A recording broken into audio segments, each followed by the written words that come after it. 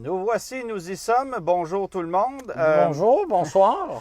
Bon, là, j'ai un masque Mazda parce que... Merci de le spécifier, hein, parce que tout d'un coup que les gens au l'auraient cas pas où vous ne remarqué. l'auriez pas vu. C'est ça. Alors, c'est un cadeau de Mazda. On a reçu ça par la poste aujourd'hui et on se demande si Mazda voulait nous faire taire ou voulait nous faire plaisir. On ne sait pas. Ce que je peux vous dire, c'est que quand je parle avec ça, ça fait de la brume dans mes lunettes. Alors, merci Mazda. Mais pour aller faire l'épicerie, ça va être pratique. Ça va être pratique. Germain, on va le spécifier. Ça va être notre dernier live pour quelques semaines parce qu'après ça, en fait, la semaine prochaine, on a une série d'événements qui font en sorte qu'on ne pourra pas être ensemble pour faire un live. Et les 2 semaines suivantes, je me paye des vacances. Ben oui, Ça va ça ressembler à ça. arrive. Alors, on va être de retour à la 2e de septembre. Et hier, j'avais lancé un message aux gens pour les inviter à venir voir notre page, notre live aujourd'hui, parce qu'il y a une grosse nouvelle qui est sortie aujourd'hui dans l'industrie automobile canadienne qu'on attendait énormément. Donc, ça concerne le Toyota RAV4 Prime qui, évidemment, est assurément le véhicule dont on a entendu le plus parler dans la dernière année. Peut-être avec le Bronco, hein, je te dirais. Oui, bien, le Bronco, c'est un peu plus récent quand même. Oui. Mais oui, effectivement, avec le Bronco. Pour des raisons totalement différentes. Oui, mais- c'est ça, c'est ça. Merci pour les étoiles déjà, c'est le fun, merci, c'est gentil. Avant de parler toutefois du RAV4, ta question de la semaine. Oui, donc ça va comme suit. Dans la série des couleurs High Impact, bonjour la loi 101, quel était le nom de la couleur mauve, donc avec le code de couleur FC7 chez Plymouth? Bon, Voilà. alors Donc, il y a peut-être 99,9% des gens qui ne savent pas de ce dont on parle. Mais Moi, je le sais. ben voilà. Ah. Donc, je répète la question. Hein. Quel était le nom de la couleur mauve, donc avec le code de couleur FC7 chez Plymouth dans la série High Impact? Et non, ce n'est pas mauve. Non, Hein? c'est Faut quand même, un petit peu plus recherché Un que petit ça. peu plus recherché que ça.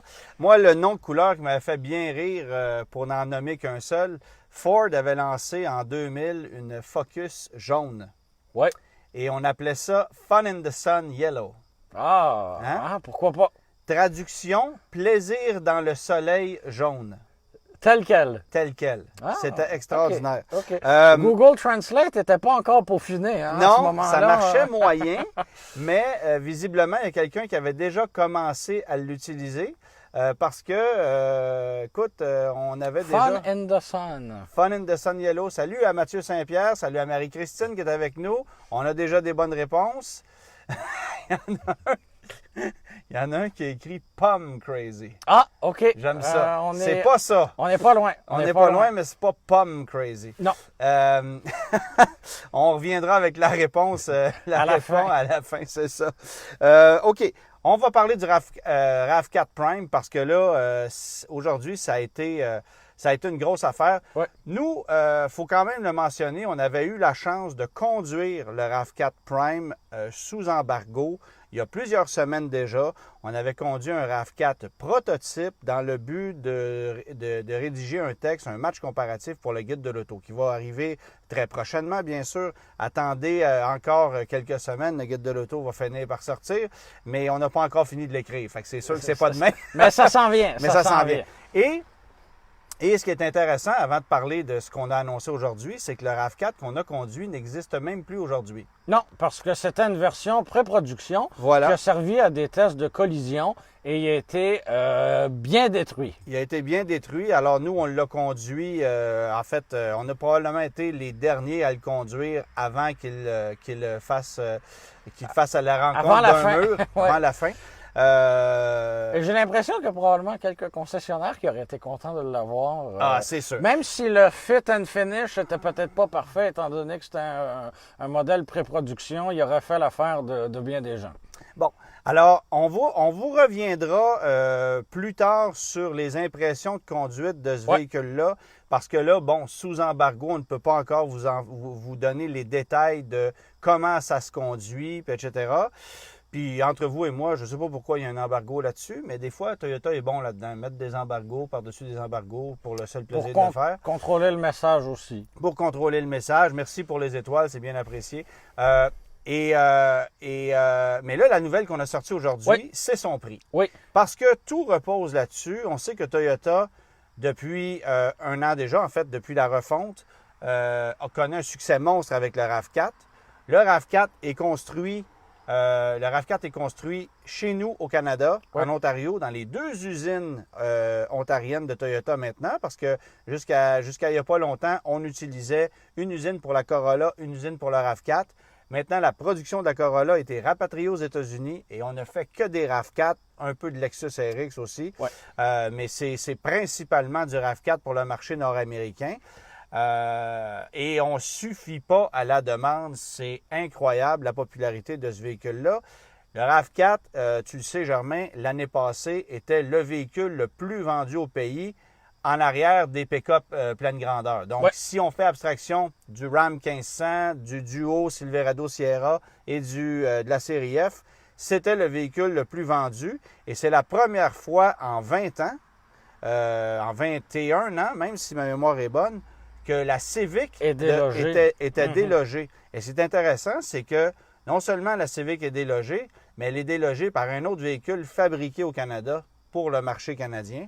Puis, je ne sais pas si tu partages la même impression que moi, mais avec le nouveau RAV4 hybride, là, donc l'hybride régulier qu'on a déjà en ce moment, qui est sur le marché depuis un moment, oui, il y a probablement des anciens acheteurs de RAV4 qui se sont convertis à l'hybride, mais on a surtout été chercher des nouveaux acheteurs. En partie. Des gens qui n'auraient pas pensé en acheter un auparavant, une version à essence, mais qui se sont convertis finalement à l'hybride avec le RAV4 parce que sur le plan financier, c'était un excellent achat. Ah bien, clairement. Là, il y a Pat qui mentionne, oui, mais le RAV4 Prime, il est bâti au Japon. C'est vrai. Le Prime, pour sa part, est conçu au Japon, mais c'est pas le cas des versions... La version hybride régulière et à essence, là, c'est ici au Canada. Hybride régulière, il y en a qui sont fabriqués aux États-Unis, il y en a qui sont fabriqués au Canada.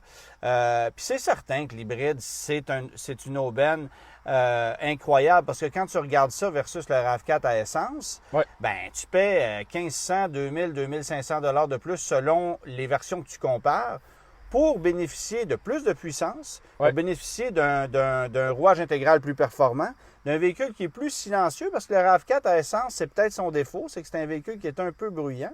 Bonsoir à Thomas qui est avec nous, Michel Tessier, Éric Villeneuve. Puis la grosse différence, c'est qu'on avait réduit l'écart pour faire le saut vers l'hybride quand on est passé à la nouvelle génération, parce que justement, pour 1500 ou 2000 $, ça vaut la différence, mais avant, c'était plusieurs milliers de dollars. C'est ça. Puis là, puis évidemment, il y a aussi le fait qu'on sauve 2,5 à 3 litres au 100 en consommation d'essence. C'est énorme, là. On gagne un petit peu en capacité de remorquage aussi par rapport à la version régulière. Donc, tu sais, il y a un paquet d'avantages à aller à la version hybride, mais évidemment, on manque de versions hybrides sur le marché, si bien que Toyota vendait un peu moins de 25 % de RAV4 en version hybride cette année. Et on dit qu'on aurait pu en vendre facilement 10 % de plus.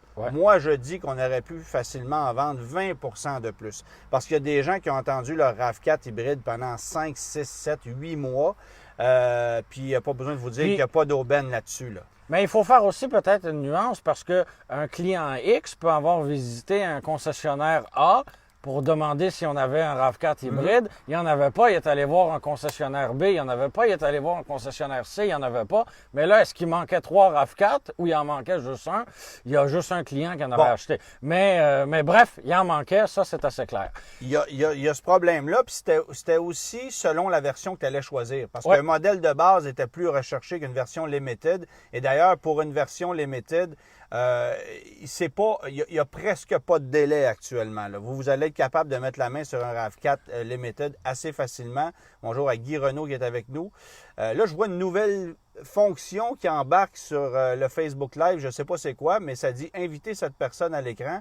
Alors, je vais l'étudier puis je vais vous revenir comme quoi je ne suis pas à la page de tout ce qui se fait sur Facebook. Ben non, ça évolue mais je vois vite, ça sortir sur l'écran. Enfin, bref. Ben moi, ce que je vois en avant, c'est ma bouteille d'eau. Est-ce que tu pourras me la donner? Oui, absolument. Merci. Mais ce que je vois aussi, Germain, c'est que toi, tu as un couvre-chef. Oui, une petite casquette. Que s'est-il passé, Germain? J'aimerais ça que tu nous en parles. Ben écoute, je suis très fier de porter les couleurs de Québécois, mon employeur. Oui. Mais c'est surtout que ma situation capillaire a évolué. Oui. Donc, pour ne pas dire, en fait, elle a diminué. Voilà, elle a diminué considérablement. Mais Donc, raconte-nous l'histoire. Ben écoute, c'est une coupe de cheveux maison qui s'est pas aussi bien passée que dans les derniers mois, mais j'haïs pas ça finalement. Non, t'as pas ça, J'haïs pas c'est ça. confortable, c'est frais. Alors on salue la maman de Germain. Probablement elle nous écoute et elle est morte de honte en ce moment, mais c'est ça. Alors c'est de sa faute. Alors voilà, mais peut-être tu vas partir une mode, on ne le sait pas, hein. C'est que Voilà. qui sait si tu ne deviendras pas un nouveau Claude Legault comme ça du jour Ah, au justement, lendemain. On le sait pas, en hein. claquant des doigts. Ouais. Non, Il y a Mathieu il manque surtout des notre talents ami- de comédien pour Ouais. être le prochain Claude C'est Legault. sûr. Il y a Matt Saint-Pierre qui est un de nos amis journalistes automobiles chez Auto 123 Oui. qui C'est t'a- vrai qu'il y a un autre qui barbu t'a dit- avec pas de qui- cheveux. qui t'a dit bienvenue dans le club. Ben oui, un autre barbu pas de cheveux. Voilà, exactement. Bon, on revient au RAV4. Oui, parce que là, on a parlé de l'hybride régulier, de la version C'est essence, ça. mais la nouveauté aujourd'hui, C'est le Prime. C'est le Prime et c'est son prix parce que il est à 44 990 $, Ouais. ce qui lui permet d'avoir droit à la subvention provinciale et la subvention fédérale Ouais. pour un total de 13 000 dollars de subvention parce qu'il est sous la barre des 45 000 dollars et que sa batterie est suffisamment grande. Redonne-moi la Donc, taille de la batterie. la barre, c'était 18,1 Oui, kWh. c'est 16 le minimum. C'est 16 le minimum. Et ce qui est intéressant dans tout ça, c'est que Toyota, évidemment, a joué très stratégique. Bien sûr. Parce que on a un écart quand même sur papier de 13 000 entre un RAV4 hybride de base et un Prime de base qui est la version SE. OK? Et on l'a placé à 44 990 La version suivante, qui est la XSE, est à 51 490 et la version XSE Technologie à 56 990. Mais parce qu'on a un modèle Ouais. d'entrée de gamme qui est disponible sous les 45 000, tous les modèles sont éligibles. On a fait exactement comme Tesla avec la Model 3, qui n'avait pas de modèle à moins de 45 000 Oui, à Et- la différence que par contre, la Tesla Model 3, Ouais. elle est disponible avec le crédit gouvernemental, mais uniquement pour la version propulsée. Ouais. Quand tu tombes dans la version long range avec Ouais. les 4 roues motrices, là, c'est autre chose. Mais on n'a pas non plus une grande disponibilité de versions complètement de base de la Tesla Model 3. J'ai hâte de voir si, bon, on sait qu'il va en manquer partout, mais est-ce que des versions de base du RAV4 Prime, donc des versions SE, ça va exister? En fait, ce qu'il va y avoir surtout, ça va être des XSE, des Voilà. XSE technologies, ça Voilà. c'est garanti. Comme Hyundai, dans le fond, parce qu'Hyundai a joué cette carte-là d'arriver avec un Avec un Kona Kona. électrique à 44 999 mais les versions de base, il n'y en avait pas. Il y avait uniquement des versions Ultimate à 53 54 000 puis c'est presque encore le cas aujourd'hui. Alors, il faut quand Et même la- le mentionner. Merci et la- David pour les étoiles. Et la grosse nuance, c'est que ben, le RAV4 Prime, il n'est pas 100% électrique. Là. Donc, c'est un hybride rechargeable Bon. qui a droit à la subvention complète et totale. Puis c'est ça, moi, c'est ça tout mon débat aujourd'hui. C'est que Toyota arrive avec un RAV4 Prime, qui est un véhicule qui offre sur papier 68 km d'autonomie électrique, après quoi le véhicule va rouler en fait à une cote combinée annoncée à 7,2 litres au 100, si ma mémoire est bonne. OK? Mais on sait très bien qu'il Ouais. y a beaucoup d'acheteurs de véhicules hybrides en fichable qui ne branchent pas leur véhicule au quotidien, qui roulent souvent sur l'essence ou en mode hybride, mais qui ne branchent pas nécessairement leur véhicule. Parce Et qu'ils moi- n'ont pas nécessairement un garage avec une borne à la ou maison. parce qu'ils sont puis- paresseux, ou parce qu'il y a la facilité d'utiliser le moteur à essence. Alors que quand tu achètes une électrique, tu n'as pas le choix de te brancher. Et ce que je trouve pas correct là-dedans, c'est qu'on va attribuer le même crédit à quelqu'un qui va acheter un hybride en fichable comme la Chrysler Pacifica, Ouais. comme le RAV4, comme une Honda Clarity. On à va fait. donner un plein crédit de 13 000 alors que les véhicules électriques, 100% électriques, ont le même crédit.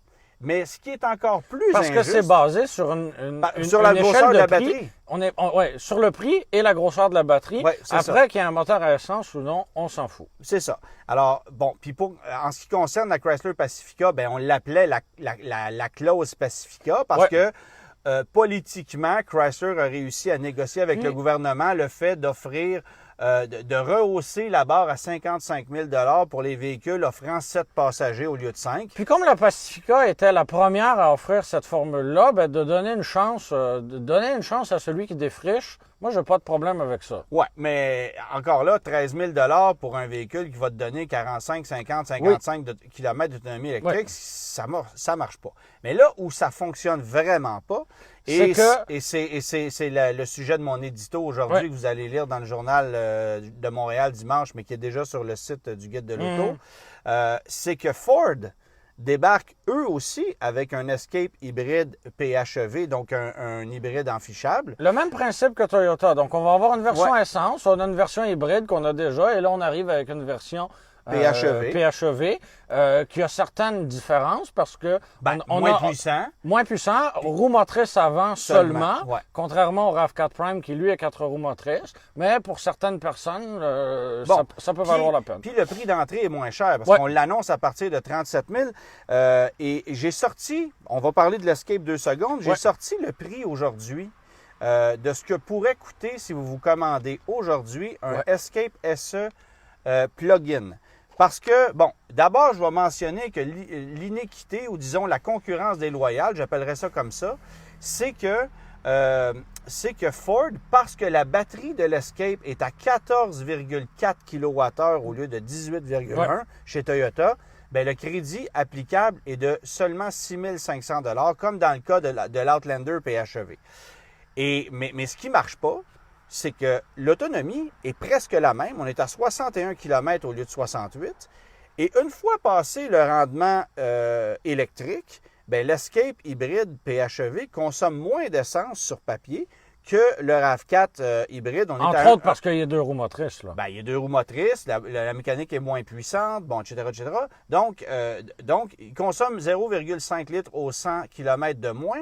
Mais ça représente presque, en fait, plus de 15 en consommation d'essence par rapport au RAV4. Fait que moi, quand je regarde au total la consommation combinée, c'est vraiment 4,30 sous pour une pièce. Le RAV4 hybride, le RAV4 Prime, versus l'Escape PHEV n'a pas d'avantage sur le plan énergétique et conséquemment sur le plan de la pollution atmosphérique. Parce que il y en a un qui va avoir un petit peu plus d'autonomie électrique, mais l'autre après va consommer un peu moins. Donc, en bout de ligne, ça se rejoint très facilement. Alors, pourquoi est-ce que ces deux véhicules-là n'ont pas droit au même crédit? Parce qu'il y en a un qui utilise une technologie qui est différente de l'autre, mais pour arriver à un résultat qui, en bout de ligne, est similaire. Et c'est là que c'est injuste. Et moi, ce que je dis à ça, c'est injuste, oui, mais les règles du jeu étaient connues. Oui, sauf que tu ne développes pas un véhicule... Je sais, pour le Québec. Non, mais c'est pas juste ça. C'est que tu ne développes pas un véhicule en fonction d'un crédit gouvernemental qui pourrait sauter demain matin. Non, puis tu sais jamais ce qui va arriver. On sait que ça ne durera pas toute la vie non plus, là.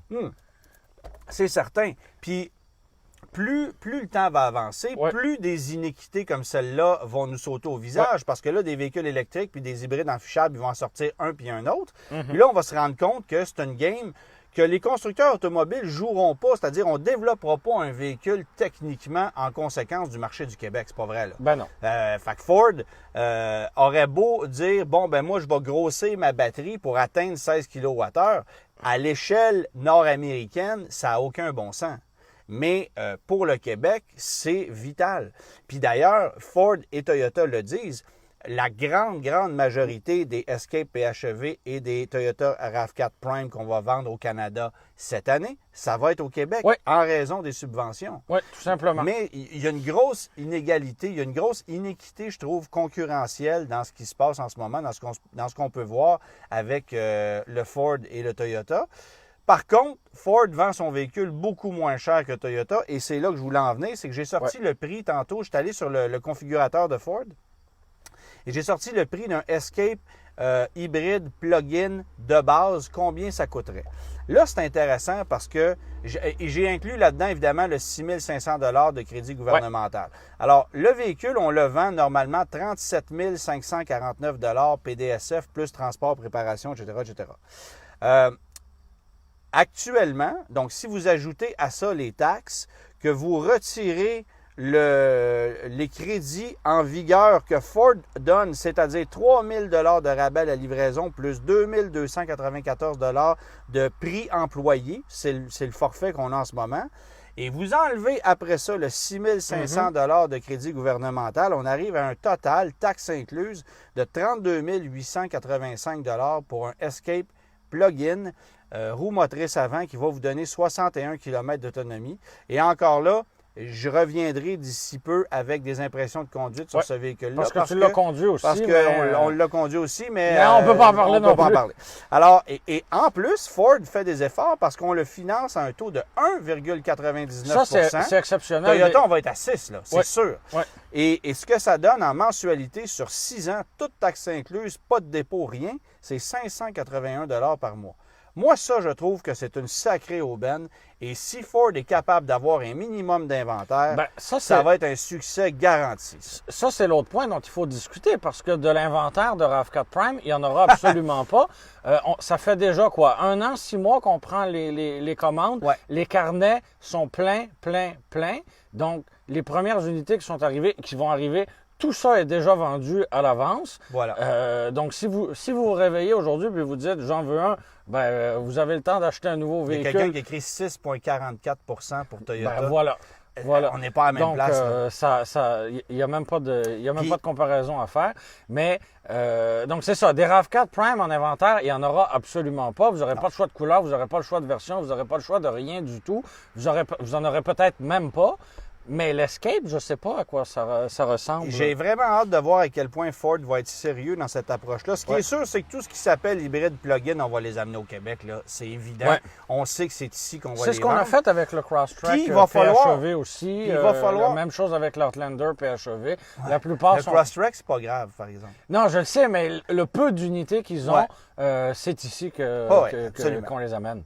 Puis, ce qui va être intéressant de voir, c'est qu'en raison du crédit applicable sur l'Escape, bien là, c'est l'Escape hybride régulier qui devient moins intéressant. Ouais. Parce que là, le prix est à peu près le même que l'Escape hybride est un peu plus cher. Et moi, j'ai le feeling que Ford va se réajuster à ce niveau-là. Mais chez Toyota aussi, c'est la même chose. Ouais. Parce qu'un RAV4 Prime SE, tu payes ça 44 490 plus les frais, etc., moins 13 000. Donc, le coût total, je l'ai écrit ici, ça revient, toute taxe incluse, à 41 433 OK? Ouais. Ça, c'est le prix pour un RAV4 Prime SE, rabais inclus, taxes, transport, frais de concessionnaire inclus. Combien coûte un RAV4 LE hybride moins équipé, avec 100 chevaux en moins, et évidemment qu'il n'y a pas d'autonomie électrique? Ouais. On est à 39 972 sous. Voilà. On a 1 533 de différence entre les deux véhicules. Ouais. Fait que ça vaut pas la différence. Là. Ça vaut jamais la différence. En fait, ça n'a aucun sens. Et ce que répond Toyota à ça, c'est on a déjà de la misère à fournir avec nos RAV4 hybrides actuellement. Ce qui risque de se produire, c'est qu'on va pouvoir répondre plus facilement à la demande des RAV4 hybrides ailleurs dans le reste du Canada, pendant qu'on va fournir au Québec les RAV4 Prime à la clientèle. Le problème, c'est que, bon, actuellement, on le sait, il y a des gens qui attendent leur RAV4 hybride régulier. Il y en a qui vont attendre encore 2, 3, 4 mois. Il y en a qui vont l'avoir dans 2 semaines. Ça dépend de la situation, on le disait tantôt. Mais le problème, c'est qu'on n'aura pas de RAV4 Prime. Avec le COVID-19, moi, les rumeurs me laissent entendre qu'on n'est même pas sûr d'en rentrer 1000 au Canada cette année. Alors, si c'est vraiment le cas, Toyota, je dirais pas qu'on se tire dans le pied, mais vous allez tellement faire de clients mécontents c'est ça que aussi. c'est peut-être Ford qui va en profiter. Il va falloir gérer cette déception-là de la clientèle. Là. Écoute, je parlais aujourd'hui, tu le sais, Germain, avec un concessionnaire Toyota. Lui m'a dit, je vais avoir une allocation de 6 RAV4 Prime pour cette année. J'ai 22 RAV4 Prime de vendus. Je fais quoi? Ouais, tu leur vends un RAV4 à essence, il dit, tu leur vends un Highlander hybride, tu leur vends quoi, là? Ça a été un peu ça, sa réponse. En fait, ce que lui m'a dit, c'est là, la bonne nouvelle, c'est que Toyota s'en vient avec un Venza hybride qui va rouler à 7 litres au 100. On a déjà le Highlander hybride. On va avoir la Sienna hybride aussi. Alors, tout ça, ça va faire en sorte qu'on va peut-être être capable de répondre à la demande des gens qui veulent s'acheter un véhicule hybride 4 roues motrices de différentes façons. On va peut-être être capable de composer comme ça. Mais il dit, c'est sûr que je vais redonner des dépôts, c'est sûr que je vais frustrer certains clients. Évidemment. Puis avec le COVID, tout ça, ça a juste empiré. C'est un véhicule qui est fabriqué au Japon. C'est un véhicule qui a besoin de beaucoup de batteries. On sait qu'il y a une pénurie de batteries chez Toyota de façon générale. Puis si on n'est pas capable de fournir à la demande, ben je pense que c'est Ford qui va en tirer avantage. Il ne faut pas oublier non plus. Si on est capable de répondre à la demande chez Ford, il faut que Ford soit rapide. C'est pas gagné d'avance. Non, là. mais il faut que Ford prenne la balle au bon. Puis je le sais qu'on n'a pas de 4 roues motrices chez Ford, mais il en demeure pas moins qu'un Escape bien équipé à combien, je vous ai dit, 32 800 $, taxes incluses, branchable avec 61 km d'autonomie annoncée. C'est quand même pas rien, puis c'est un produit qui est loin d'être méchant. Alors, la différence de prix est quand même considérable, puis même s'il y a un gros crédit applicable chez Toyota, moi, je pense que la disponibilité va être un sérieux problème. J'ai bien hâte de voir comment on va composer avec ça, parce qu'il ne faut pas oublier non plus que Toyota, actuellement, on ne vend plus de Prius régulière au Québec. On vend que de la Prime. On vend que de la Prime parce qu'elle revient moins cher qu'une Prius ordinaire. Puis en plus, tu peux rouler en mode électrique. Tu peux rouler en mode électrique pour quoi? 40 km à peu près? C'est pas la fin du monde. Mais non, mais c'est mieux que rien. Il n'y a aucun avantage à acheter. Tu sais, c'est comme, je donnais l'exemple de quand tu arrives à l'épicerie, puis tu as une bouteille de Hertel, puis tu as une bouteille de Hertel Plus, 2 fois plus efficace, puis les deux sont vendus au même prix. Laquelle tu prends? Bien, c'est un peu ça. Actuellement, un excellent comparatif. Tu l'as aimé, hein? Oui, beaucoup. Ça t'a surpris pour un gars qui fait jamais de ménage, hein? Oui. Hein? C'est ça. Moi, je l'ai acheté du Hertel cette semaine, pour ça que je te dis ça. T'as-tu pris du plus ou juste du plus? Bon, correct. Je pense pas que ça intéresse le monde. Mais écrivez-nous si ça vous intéresse. Oui, c'est ça. On va faire une chronique Madame Blancheville très prochainement. Oui, c'est une batterie au lithium, évidemment, lithium-ion. À l'inverse de la Prius régulière qui utilise encore des batteries de vieille génération. Mais oui, c'est des batteries lithium-ion. Alors, comme je le disais, c'est 18,1 kW de batterie et 14,4 pour l'Escape. Et il y a Mitsubishi qui va prochainement grossir un peu. Prochainement. En fait, on va grossir les batteries légèrement dans le cheveux vont avoir le temps de repousser avant que ça arrive, j'ai l'impression. Je te le souhaite d'ailleurs. Je te le souhaite. Fait que voilà, si vous avez... Il y en a un qui dit Hertel Plus. Bon, ça y est, on est parti. Donc voilà pour le RAV4 hybride. Ouais. Puis évidemment, on va voir les choses évoluer très rapidement. Vous allez pouvoir. Est-ce qu'il y a quelqu'un qui s'appelle Jacques Joubert, ce que je viens de voir? Je trouve ça vraiment curieux parce que c'est le nom de mon père, alors qui est décédé il y a quelques années. Fait que ça m'a fait comme. Alors bonjour à Jacques Joubert si c'est vraiment le cas. Mais je suis un peu déstabilisé. Là, j'ai vu ça. Puis c'est spécial. Mais j'ai hâte de voir ce que ça va donner. Puis là, évidemment, quand le guide de l'auto sortira, vous verrez ce que ça a donné au niveau des impressions, des résultats des trois véhicules. À ce moment-là, on va être en mesure d'en parler un petit peu plus ouvertement. Puis il faut quand même mentionner qu'au moment où on les a essayés, ces trois véhicules-là, on ne connaissait toujours pas le prix du RAV4. Alors ça demeurait une équation ça fait, qui restait en parce qu'un suspens. véhicule peut être bon, mais s'il est trop cher, soudainement, c'est un achat moins intéressant et vice-versa. Là. Mais pour conclure là-dessus, moi, j'ai le feeling que demain matin, en tout cas très prochainement, il y a des téléphones qui vont sonner de la part de Ford au gouvernement pour essayer de si on a des bons lobbyistes, là...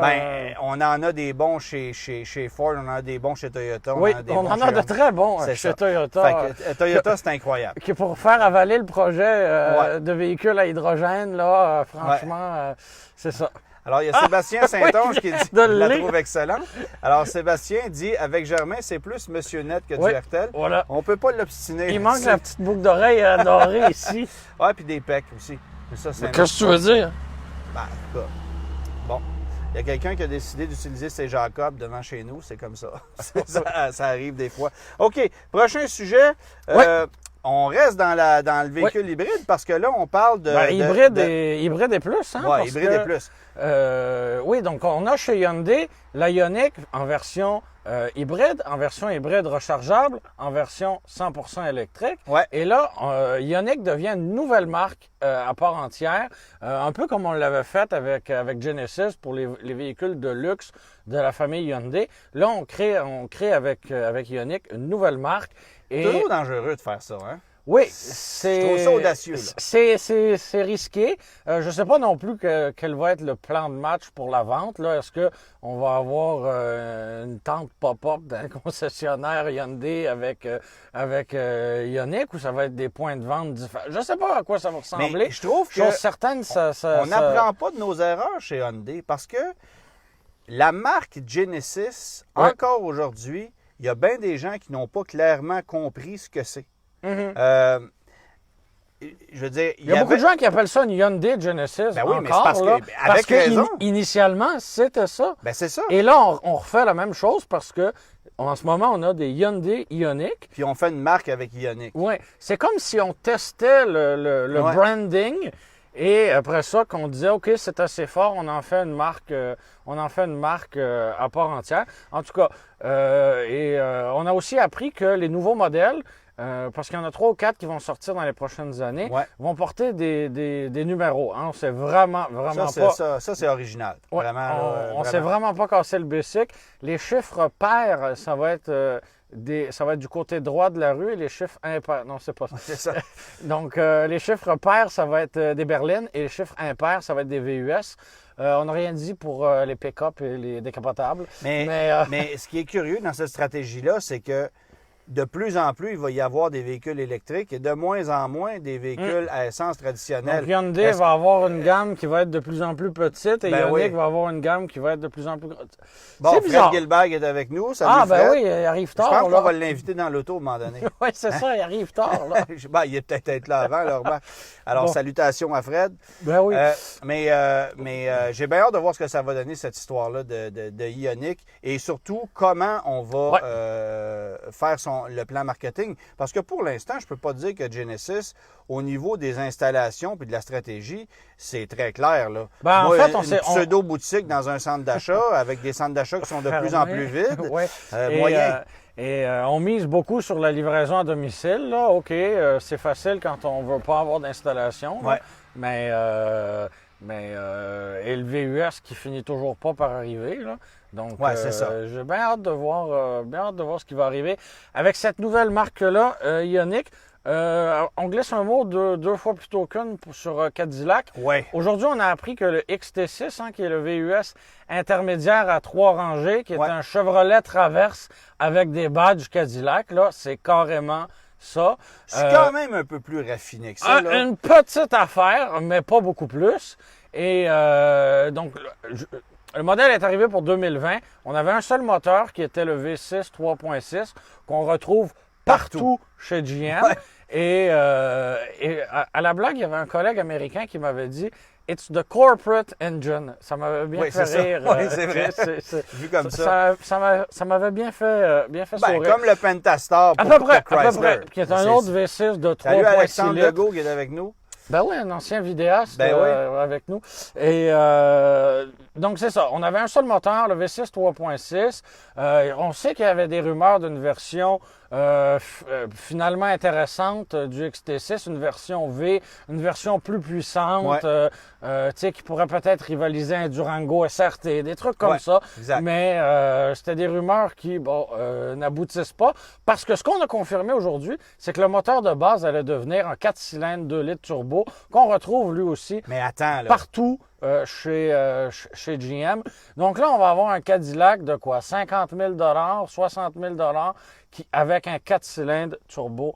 C'est fantastique. Moi, premièrement, ça, je trouve que c'est une décision douteuse. Deuxièmement, le 2 litres, la version du 2 litres turbo qu'on a mis là-dedans, c'est la version dégonflée à 237 chevaux. Alors que tu peux avoir une version, par exemple, chez Camaro à 275 chevaux, qui est un peu plus sérieuse. Mais là, à 237 chevaux dans un gros véhicule comme ça, je suis désolé, mais ça n'a pas de bon sens. Non. j'ai conduit, moi, une Cadillac CT5 avec ce même moteur-là et ça n'a pas de bon sens. Alors, dans un VUS 7 passagers, gros comme celui-là, je ne comprends pas qu'on offre ce moteur-là. Est-ce qu'il y a quelqu'un qui a dit non, le 3.6, c'est trop puissant? Parce que je veux juste vous rappeler... Oui, parce que ça ne déborde pas de puissance. Ben non, là. parce que je veux ça juste vous rappeler... Ça pas l'asphalte, là, un 3.6. Là. Ben, ça reste modeste. Fais juste penser au véhicule concurrent direct, qui est le Lincoln Aviator. On a 400 chevaux chez Lincoln. Et là, on arrive avec 237. 237 chevaux, 9 vitesses. Je comprends pas. Et j'ai été lire un peu après-midi en lisant, en voyant ça. T'as fait ça, et ça m'arrive, m'arrive. Et dans le Traverse, on avait le 2 litres turbo qu'on n'offre plus. Donc, on s'est déjà planté la face chez Chevrolet. Puis là, on se dit, hey, pourquoi pas se planter aussi avec Cadillac, hein, qui a pas besoin d'aide finalement. Là, on a eu 3 petites questions auxquelles je vais répondre rapidement. D'abord, il y a Yann Olivier qui me demande quand est-ce que tu vas faire des nouvelles vidéos de brochures. Ça s'en vient, quelques semaines encore, je travaille là-dessus. On est dans le guide de l'auto actuellement, fait que des fois, d'être surhumain, c'est pas toujours évident, mais on travaille là-dessus, ça, il n'y a pas de problème. Excellent. Ensuite, il y a, c'est quoi le délai de livraison pour un Kona électrique? Oh! C'est intéressant comme question parce que... Ça a déjà été très long. Ça l'est encore. Ça l'est encore. Et ça l'est encore parce que j'ai, par hasard, hier, lunché dans un restaurant Saint-Hubert à Sainte-Thérèse. Je salue les gens de Saint-Hubert à Sainte-Thérèse. Et je me retrouve installé à côté de 2 vendeurs Chevrolet qui, eux, me disent, ben écoute, c'est étonnant, on vend des Bolts de ce temps-là, puis on a vendu des Bolts à des gens qui avaient donné des dépôts sur des Kona, qui étaient écœurés d'attendre, qui se faisaient toujours repousser leur livraison. Ils sont rabattus sur une Bolt. Ils sont allés chez Bolt. Alors, c'est encore... Hyundai a beau avoir un véhicule électrique, on n'est pas capable de fournir, on n'en a pas. Puis ça, je trouve ça vraiment dommage et pas vraiment sérieux. Puis après ça, ben on parlait la question qui arrivait, c'était concernant la CT5V. Oui. Ben, je vais vous en parler. C'était le deuxième volet. C'était le deuxième volet. Je vais vous en parler parce que vous la voyez pas, mais j'en ai une dans la cour chez moi présentement. Et je vais la conduire pour encore quelques jours. Et c'est une voiture avec laquelle je suis littéralement tombé en amour. Une bagnole extraordinaire. Moi, je trouve que Cadillac vise complètement dans le mille avec ça. Puis, la grande question, est-ce que Cadillac va avoir les reins assez solides pour faire de la promotion, pour raviver l'image de la marque, pour faire connaître le modèle, afin qu'on aille chercher un peu de clientèle de chez Audi, BMW, Mercedes. Parce qu'entre vous et moi, la voiture que je conduis... C'est pas gagné d'avance, là. C'est pas une game facile. Ça fait longtemps qu'on essaye, là, tu sais, puis pour moi, la CTS-V, c'est un produit sérieux aussi, mais est-ce qu'on avait été capable? Pas vraiment, là. Ah, c'est ça. C'est bizarre, dans ton chandail bleu avec la banquette. Il y a quelqu'un qui disait un commentaire là-dessus. J'ai pas vu. Le chandail bleu avec la banquette, il y a quelqu'un qui faisait un commentaire là-dessus. Enfin bref. Bon. Mais, qu'est-ce que tu veux? Des fois, il y a des gens qui s'attardent à des détails comme ça. Mais la Cadillac comme telle a 360 chevaux avec un V6 biturbo jumelé avec une boîte qui est très efficace, 10 vitesses automatiques. Bon, ce qui n'est pas efficace, c'est les palettes de changement de vitesse au volant qui sont presque inutiles. Là, il y a un délai et ça n'a pas de sens, donc tu les utilises une fois. C'est ça. Mais de toute façon, la transmission fait un travail incroyable. Mais la bagnole, pour son équilibre, pour le confort qu'elle te procure, pour l'élégance de l'habitacle et la simplicité d'utilisation de l'écran central, de tout ce que tu voudras, les performances sont intéressantes. Moi, j'ai vraiment, vraiment aimé ça. C'est un peu plus gros, c'est un peu plus lourd, c'est un peu moins rasoir, si tu veux, qu'une Audi S4. Ouais. Mais c'est quand même presque 15 000 de moins équipé comme c'est là. Mm-hmm. Parce que la voiture part à 50 000. Vous allez mettre 10 000 d'options minimum. Là, vous êtes à 60. Et celle-là, il y a quelques petits trucs supplémentaires pour un total de 65. Honnêtement, c'est une sacrée aubaine pour le niveau de performance, de raffinement et la conduite qu'on a là. Alors, autant j'avais été déçu par la version moteur 2 litres parce que c'est anémique au niveau de la puissance, autant cette voiture-là, avec la suspension magnétique, avec les sièges qui sont parfaits, avec un habitacle qui est très bien ficelé, tout ça, le niveau de luxe, de finition, j'ai rien à dire. C'est une bagnole que moi, j'adore. Et en plus, elle est magnifique au niveau du design. Ça, c'est une question de goût personnel. Ben d'ailleurs, moi, j'allais dire, j'ai pas encore encore conduit la voiture, mais j'ai eu la chance de la regarder dans ton entrée de garage. Ouais. En gris foncé avec des mags couleur titane, je trouve ça un petit peu drabe. Je trouve pas ça très punché. Il y a différentes mais, configurations là, qu'on peut avoir, mais moi, mais je la trouve ligne de la voiture est très belle, magnifique. vraiment. Vraiment magnifique. Puis, contrairement aux Allemandes, contrairement à la majorité des voitures dans ce segment-là, Ouais. on peut s'asseoir à l'arrière et être confortable et avoir de l'espace pour les jambes. Alors, il y a quand même ça qu'il faut Oui, considérer. parce que la ligne n'est pas trop fuyante. Non, mais je veux dire, il y a du dégagement. La voiture est plus longue là, quand même. Ouais. Là. Je pense que sa principale rivale, pour être honnête, à la CTS-V, la CT5V, pardon. Là, On n'aura pas fini on se mélange. avec ce lapsus-là. J'ai le feeling que ça va être la Acura TLX TPS. La nouvelle. Qui va développer nouveau modèle. la même puissance, qui va offrir une mécanique de même cylindrée, biturbo compressé, C'est vrai que traction intégrale. C'est vraiment nez à nez comme véhicule. Les dimensions vont être très semblables aussi. Alors, ça va être intéressant de comparer ces deux voitures-là. Puis je pense qu'Acura va être très sérieux aussi. On va avoir une boîte 10 vitesses aussi chez Acura. Alors, au niveau des spécifications, au niveau des dimensions, des équipements, des performances, je pense que ça va se ressembler énormément. Et j'ai juste hâte de voir comment Acura va se défendre par rapport à Cadillac. Parce que Cadillac a une voiture très, très, très sérieuse. Et c'est la dernière fois. Parce que si cette Cadillac-là ne se vend pas, si on n'a pas de succès avec la CT5, oubliez le projet. On va faire des la dernière VUS comme chez Lincoln. Ben, cette année, il ne faut pas oublier que Ford, Lincoln et Buick abandonnent leur voiture. Que Cadillac a laissé tomber la belle et magnifique CT6 parce que personne n'en achetait. Toute récente en plus. Toute récente en plus. Et là, ben, on arrive avec ça. Va arriver très prochainement une version Blackwing à 650 chevaux. Ça va être carrément violent. Alors, pour aller rivaliser avec une AMG C63S, des trucs comme ça. Puis, on a aussi la petite CT4V là, avec un moteur 2.7 turbo. Celle-là, je l'ai serrée dans à peu près 2 mois. Là, j'ai réservé la voiture pour un essai dans à peu près 2 mois. Mais Cadillac a mis les chances de son côté avec des véhicules qui ont, selon moi, beaucoup de bon sens. Et j'ai vraiment hâte de voir comment on va se débrouiller là-dedans. Excellent. Tu parlais de brochure il y a quelques minutes. C'est le moment de la brochure. C'est le moment de la brochure de la semaine. Alors, Germain, tu nous as sorti une pièce exceptionnelle. Voici la brochure Oldsmobile 1975. Non, ce n'est pas une brochure de papier cotonnelle. Ça ressemble, hein? Mais on dirait ça, tout en blanc, avec une madame et son bébé. Il manque juste un chaton blanc, lui aussi. Donc, c'est comme ça qu'on vendait des grosses bagnoles américaines en 75. Et tu me faisais remarquer en plus, sur la page couverture, juste en dessous de l'année et de la marque, il est écrit... que tous les véhicules sont équipés de convertisseurs catalytiques. T'as fait une petite affaire. Hein? Tasse-le une petite affaire pour l'autre. Oui, parce qu'on le voit ici. Convertisseur catalytique. Equipped. Voilà, donc c'est des véhicules exceptionnels comme ça. C'était les grandes années de Les grandes années d'Oldsmobile. En fait, les grandes parce que les voitures étaient très grandes. Mais... Oui, parce qu'en 75, elles étaient encore grandes. Et j'ai été Regarde cette étonné magnifique aussi. Delta 88. Viens pas me dire que c'est pas beau, là. Non, c'est pas beau. Mais dis le gars qui est installé dans sa grosse brune, il faut quand même le mentionner. Tout à fait. Et j'ai été étonné quand même de remarquer une version de la Cutlass, déjà en 75, avec les petits drapeaux. Oui. Déjà en 75. N'est-ce pas exceptionnel? D'ailleurs, tout le monde qui me parle de ma Cutlass, qui est quasiment 20 ans plus récente que ça, me demande... Moi, je dirais plus 20 ans moins vieille, mais toute chose étant relative. Voilà. Et tout le monde me demande, mais où sont les petits drapeaux? Eh bien, toutes les versions ne les avaient pas. Mais voilà.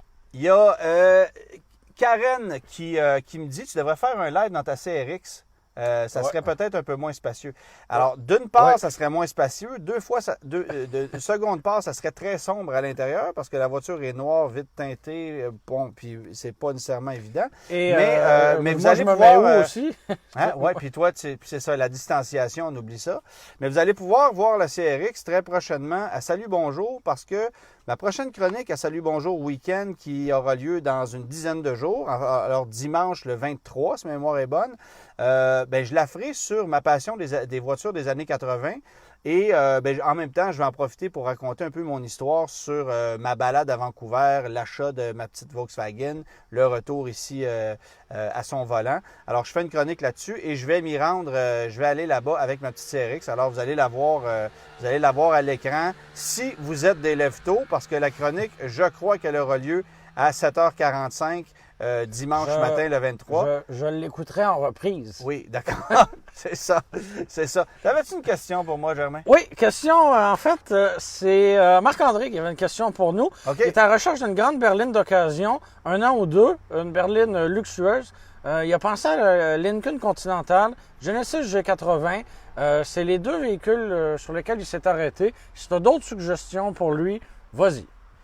Honnêtement, la Continental, c'est une sacrée aubaine. Oui. C'est une sacrée aubaine et je préfère ça à la Genesis G80. La G80 de Genesis, d'abord, c'est l'ancienne Hyundai Genesis remise au goût du jour. Et même en version 3.3 Sport, c'est une voiture qui est lourde, c'est une voiture qui est mal suspendue, qui est mal balancée, qui, oui, est très confortable, qui est super équipée et qui n'a pas connu de gros problèmes de fiabilité. Mais honnêtement, la Continental, c'est la dernière du genre. C'est une voiture américaine typique. Le niveau de luxe et de finition qu'on retrouve là-dedans est exceptionnel. Oui, on n'a pas l'impression d'être dans une banale Ford, là. Non, absolument pas. Et ça vaut rien dans le marché de l'occasion. Oui, parce que dans le neuf, c'est très cher. Là. Ça peut coûter au-dessus de 80 000 $. Oui, voilà. Mais dans l'occasion, 35 40 000 vous vous en sortez avec un exemplaire qui a 2017, un an ou deux, 2018. qui a moins de 50 000 km. Voilà. Puis, donc, franchement, ça peut valoir la peine. Là. Et il y a Natacha qui te dit coucou. Ben oui. Hein? Bonjour Natacha. Bonjour, Natacha. N'est-ce pas? Mais avant que les recherchistes du séjour là, partent en peur, oui. C'est une ancienne enseignante, Natacha. D'accord. Arrête ça là, j'arrête. Arrête ça là, ça s'en vient dangereux. Mais je m'en allais où, là? Parce que là, j'avais des images d'une ancienne enseignante. Là, on parlait de Lincoln Continental d'occasion. Oui, on parlait de Lincoln. Alors, moi, je vais conduire la Continental très prochainement pour aller en vacances. Et j'ai décidé de faire un essai prolongé de cette voiture-là pour une dernière fois, parce qu'on sait que c'est la toute dernière voiture Lincoln. Ouais. Et je pense qu'il y a quelque chose d'intéressant à faire avec ça. Et c'est aussi quelque chose qui fera partie d'une chronique à Salut Bonjour. Il y a Marc Bouchard qui pose une question. VUS Cadillac électrique à venir? Ben oui, bien sûr, on va avoir le Lyriq. On va avoir le Cadillac Lyriq qui va arriver très prochainement. On a dévoilé ça il y a vendredi passé. Oui, exactement. As-tu des détails à nous donner sur le Cadillac Lyriq, notre Germain? Ben, on n'en a pas eu beaucoup de détails, mais ça, tout ce qu'on nous avait dit, c'est que l'autonomie va être plus grande que 485 km. Et on l'a bourré de technologie. Un écran incurvé. Oui, exactement. Donc, on sait une chose, il va être cher. On sait qu'il va être cher, puis ça coïncide avec la réflexion qu'on s'était passée il y a quelques semaines de ça. Et, là, les commentaires dérougissent pas. En feu, mon Germain, c'est qui Natacha? Ah ouais. Ça chôme pas. On les voit toutes et passer. Et je suis certain qu'elle nous écoute pas en plus parce qu'elle n'a pas Facebook. Donc, c'est fabuleux. C'est extraordinaire. Et je sais plus. C'est vraiment génial. On parlait de Cadillac. Attends un peu. Je vais juste voir si tu as rougi. J'ai rougi un peu. J'ai très chaud en ce moment. Je te le confirme, mais ma bouteille d'eau est sur le point d'être vide.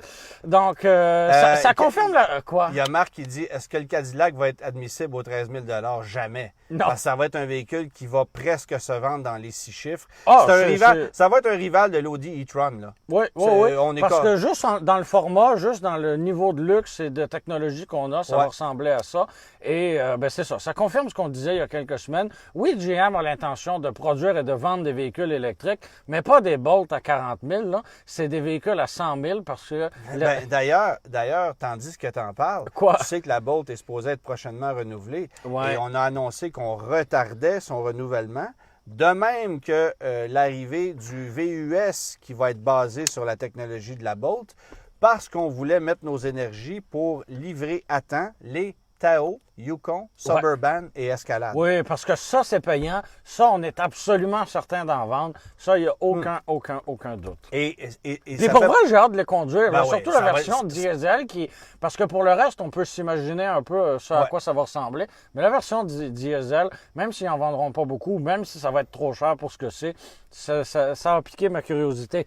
Bon, on a... Il y a Stevie qui nous demande quelle est l'Audi la plus fiable ever?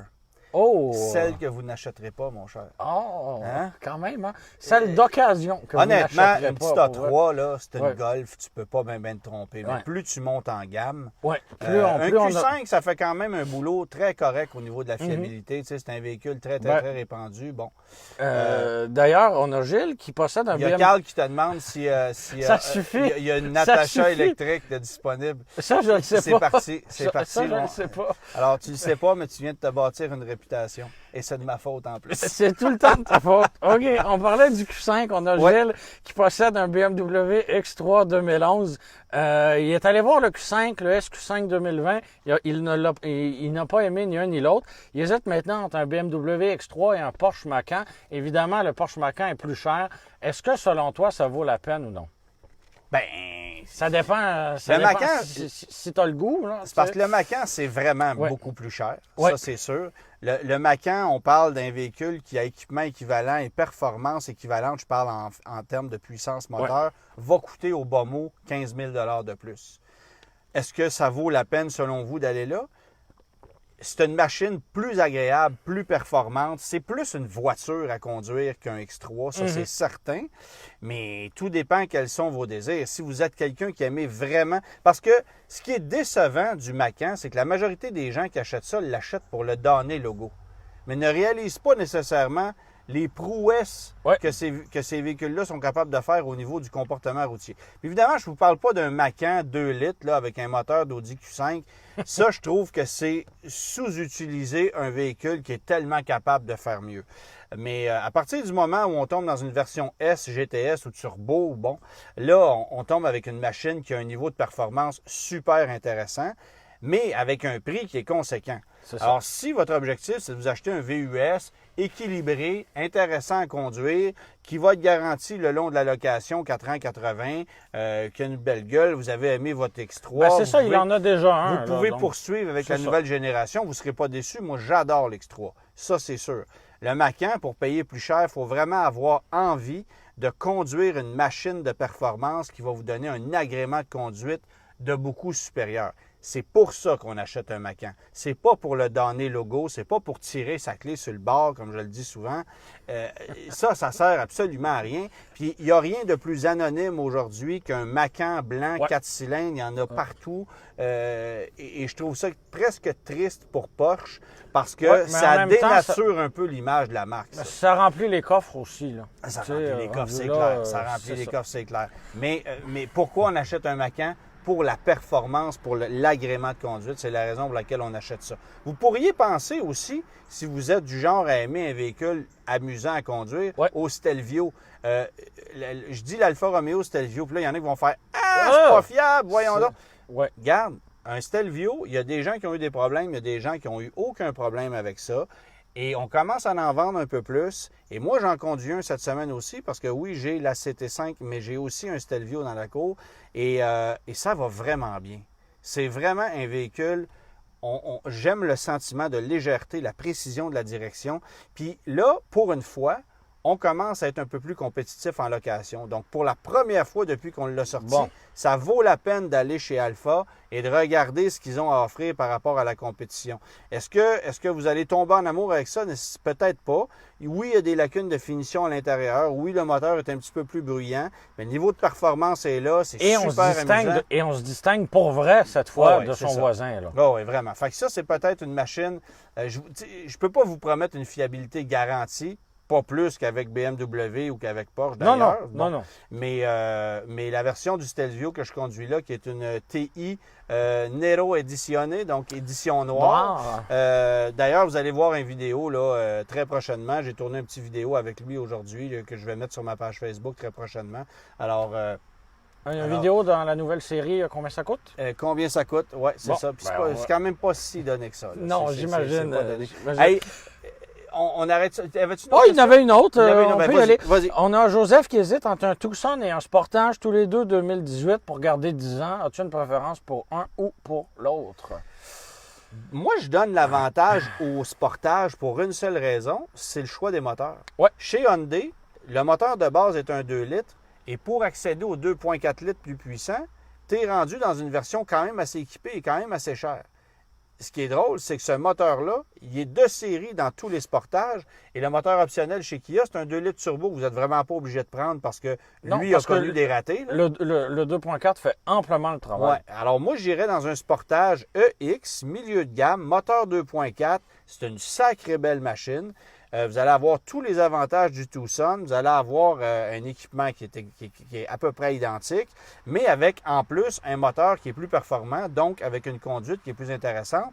Et ça se fait au coût d'une consommation qui est élevée de 0,2 ou 0,3 litres au 100 km par rapport aux 2 litres. Donc, ça ne vaut même pas la peine d'en parler. OK. Alors, pour ça, j'irai au Sportage. Pas Bon, plus compliqué que ça.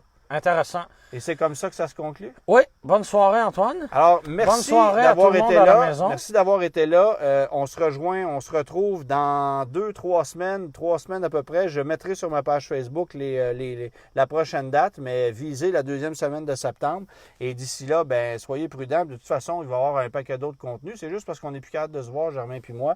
Puis on va faire des retrouvailles dans 3 semaines. Oui, ça va être. Puis on va filmer ça. Exactement. Salut tout le monde. Merci Bonne d'avoir soirée. été là.